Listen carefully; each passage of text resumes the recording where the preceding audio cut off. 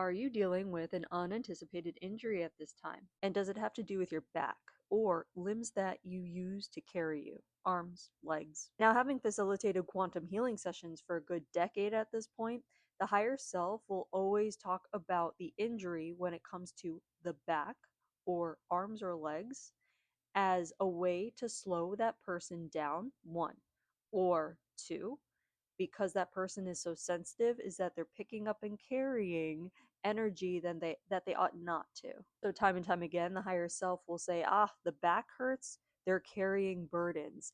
And the burdens range from anything in their personal life, but also to the burdens of the world.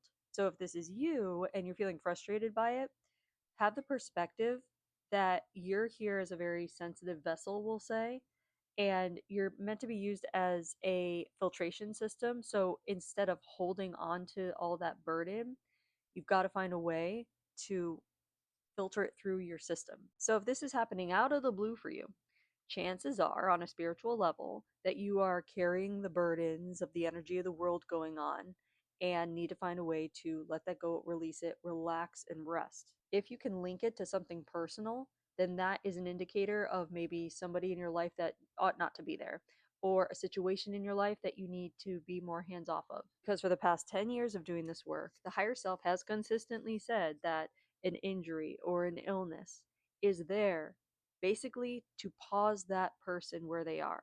And that person either needs to learn to filter through it and move through it, or they need to learn to literally stop what they're doing and rest and pause, which is hard to do when you have bills to pay and you need to get things done and can't do that. But if the universe, will say, is putting you on pause, you also have to trust that you'll be provided for in other ways, even though that's tricky and that's hard to do when you're not used to seeing the pattern of being provided for. But then we come to the idea of needing to break certain mental patterns of lack or of scarcity or fear, that kind of thing.